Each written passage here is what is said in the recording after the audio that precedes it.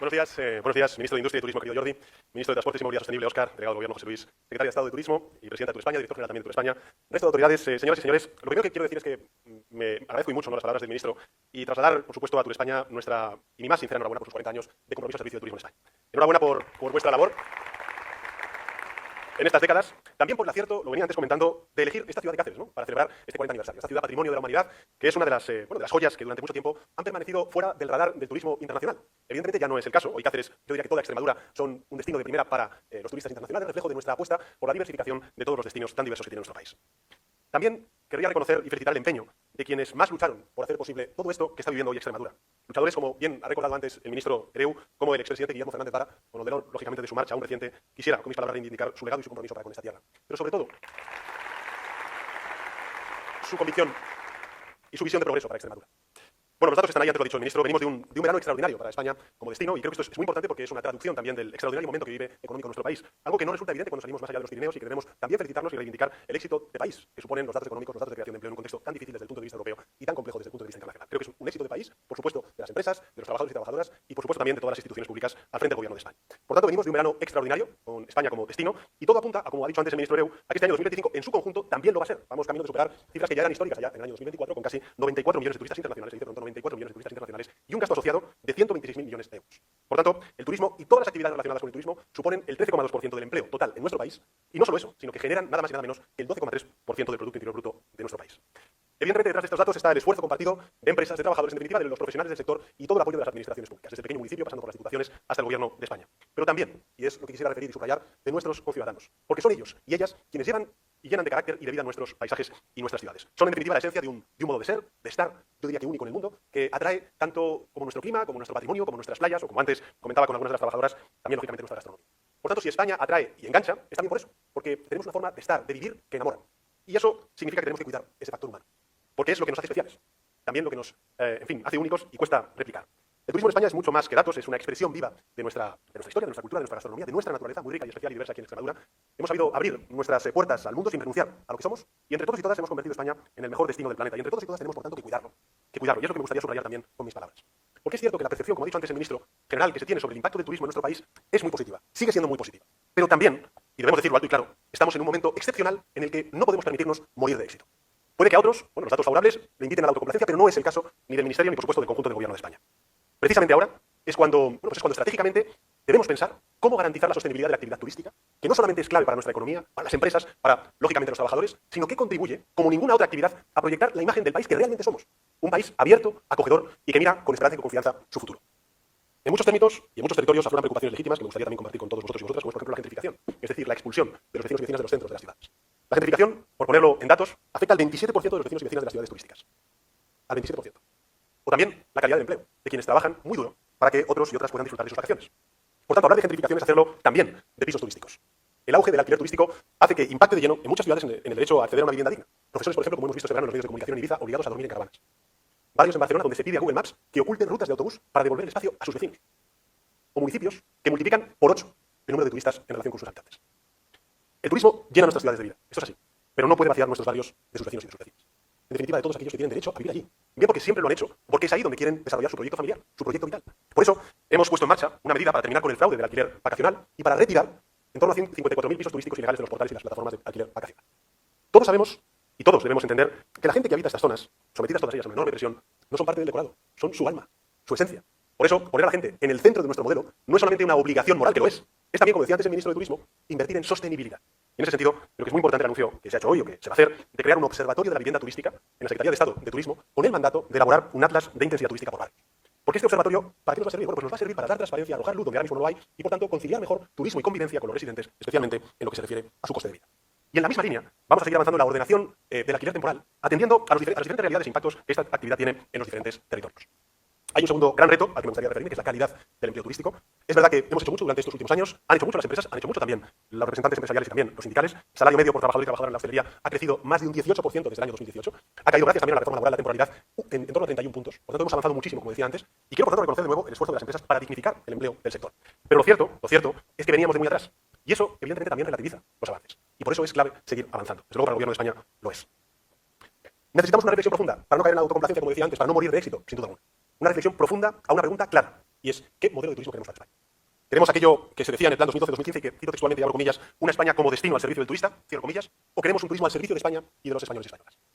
Yo creo que la mayoría de la gente, también el gobierno de España, lo tiene claro. La única respuesta posible es la sostenibilidad del modelo. En todos los ámbitos. Antes se ha dicho, el económico, el empresarial, el laboral, el territorial, el climático, alguna referencia a ello y, lógicamente, el humano. En definitiva, un modelo de turismo que construya futuro, en lugar de hipotecarlo. Lo contrario, dejarse por tanto llevar por la inercia es, si me lo permiten, pan para hoy y hambre para mañana. Ese es el modelo de la especulación urbanística, en el que se antepone la construcción junto al litoral mientras ignora las alertas de la emergencia climática. Y por tanto no podemos vivir de espaldas a este tremendo desafío, que ya existe, que es real, que además no solamente está avalado por la ciencia, sino también por la vida cotidiana de nuestros conciudadanos.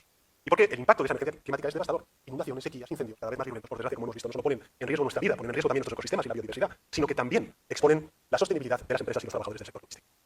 Extremadura, y en particular Cáceres, lo sufrieron, diría que en carne propia este pasado verano, en el Valle del Jerte o en la Jarilla, zonas que son un auténtico tesoro de nuestro turismo interior. Por tanto, señoras y señores, en estos últimos años, evidentemente hemos superado hitos que creíamos inalcanzables. Me gustaría referirme también a 4 singularmente. El primero de ellos, por fin hemos derribado, ¿no?, esto que se hablaba siempre, el muro de la estacionalidad, que parecía insuperable, ahí están los datos. Las llegadas en temporada baja crecen a tasas superiores al 27%, casi, es decir, casi el triple de los aumentos en temporada alta. Por tanto, menos estacionalidad se traduce en más estabilidad de los empleos y también en mayor predictibilidad para las empresas. Y más estabilidad, lógicamente, es más incentivo para la formación de capital humano. Junto con romper ese muro, creo que estamos diversificando destinos y creo que la celebración de esta convención en Cáceres es un ejemplo más a lo que me estoy refiriendo. La España interior desconocida para muchos y para muchas ya no lo es tanto. Creo que todos y todas los españoles y españolas pudimos conocerla de manera mucho más directa tras la pandemia. Ahora el turismo internacional. En 2 décadas, este dato es, yo creo que es sencillamente espectacular. Hemos triplicado las pernoctaciones en el ámbito del turismo local y eso se traduce de nuevo en cohesión territorial, en riqueza y, por supuesto, también en empleo. Por cierto, un microempleo de autónomos, de economía social, de pequeña y mediana empresa que, lógicamente, reivindicamos y cuidamos desde el gobierno de España. Solo aquí en Extremadura, las pernoctaciones en alojamientos de turismo rural han aumentado casi un 50% desde el año 2018. Por tanto, conocer la España interior, por supuesto, como he dicho antes, la estacionalidad y finalmente, o mejor dicho, en tercer lugar, estamos impulsando nuestra digitalización. En cuarto lugar, la apertura a nuevos mercados emisores, no solamente los tradicionales europeos, sino también, lógicamente, los asiáticos y los latinoamericanos. Y por último, la apuesta por la calidad de nuestros servicios turísticos. Ni uno solo de nuestros competidores tiene los servicios turísticos que es capaz de ofrecer la España de hoy. Ni uno solo. Detrás de este cambio de paradigma hay un esfuerzo inversor sin precedentes también por parte del gobierno de España, con más de 3.400 millones de euros destinados a la transformación de nuestro modelo turístico.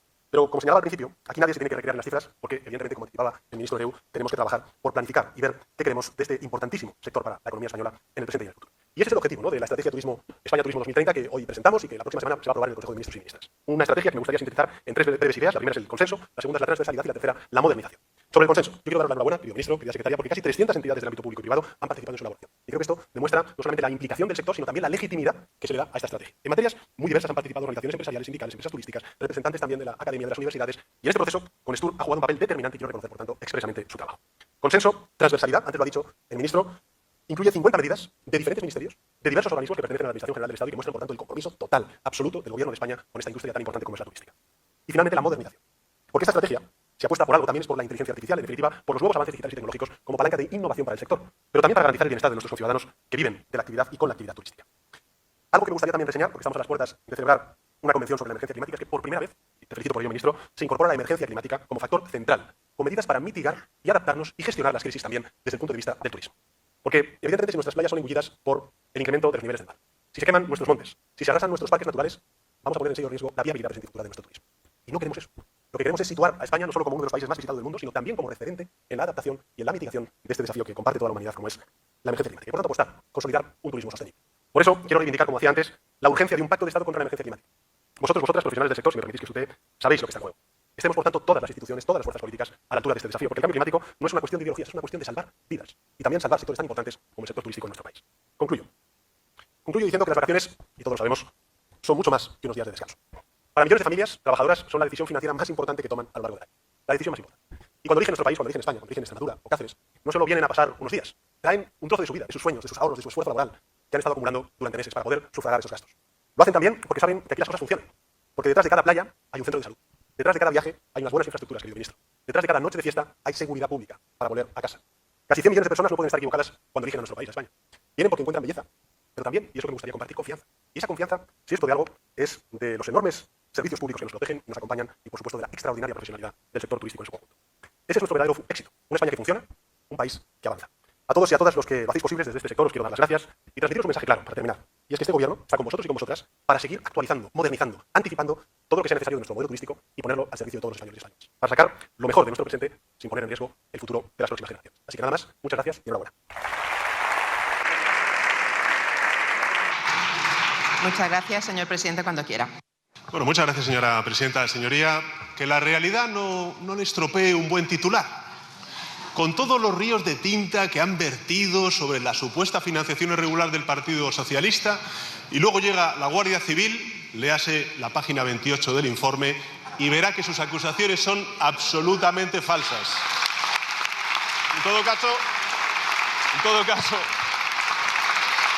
señorías, elija bien sus batallas, señor Feijóo, porque para sobrecogedor el Partido Popular.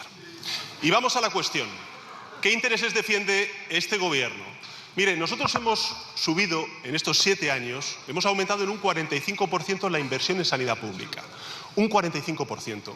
Ustedes lo que hacen es derivar la sanidad pública a la sanidad privada, y lo que ocurre en Andalucía es que hay mujeres sin pruebas diagnósticas y sin tratamientos oncológicos. Eso es lo que hacen ustedes. Ustedes defienden los intereses de la sanidad privada. Este gobierno, señorías, ha planteado la convalidación de un Real Decreto Ley para hacer un embargo al gobierno del señor Netanyahu y frenar el genocidio en Gaza. Y ustedes van a votar en contra. Este gobierno, señorías, ha propuesto una reforma de la Constitución para blindar de los ataques de la ultraderecha ideológica y sociológica a las mujeres en su derecho a la interrupción voluntaria del embarazo. ¿Y qué hace el Partido Popular? Decir que no va a votar a favor de esa reforma constitucional. Le digo una cosa, señoría. En Portugal, el 70% del total de interrupciones voluntarias de embarazo se hace en la sanidad pública. En Suecia, el 99%. En Italia, el 94%. En la Comunidad de Madrid, solamente el 1%, señoría. El 1%. Eso es un atropello al derecho de las mujeres, reconocido y avalado por la Constitución y por la legalidad vigente. Por tanto, señoría, efectivamente, este gobierno defiende a la gente de a pie y ustedes a la élite de siempre.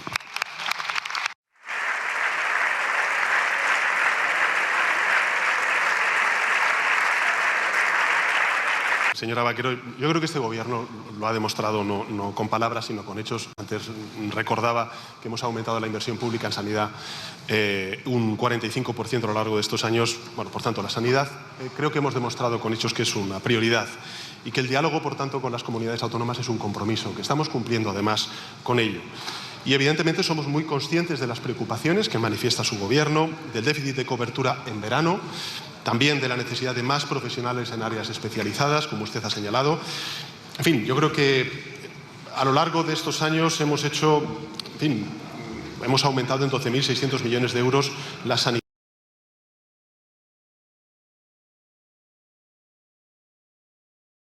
Presidenta, cuando quiera. Silencio, por favor. Ánimo, Alberto. Quería que la realidad no le estropee un buen titular. Con todos los ríos de tinta que han vertido sobre la supuesta financiación irregular del Partido Socialista, y luego llega la Guardia Civil, léase la página 28 del informe, y verá que sus acusaciones son absolutamente falsas.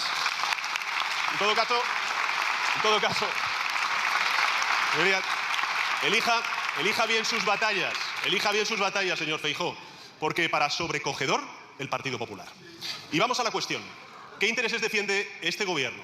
Mire, nosotros hemos subido en estos 7 años, hemos aumentado en un 45% la inversión en sanidad pública. Un 45%. Ustedes lo que hacen es derivar la sanidad pública a la sanidad privada, y lo que ocurre en Andalucía es que hay mujeres sin pruebas diagnósticas y sin tratamientos oncológicos. Eso es lo que hacen ustedes. Ustedes defienden los intereses de la sanidad privada.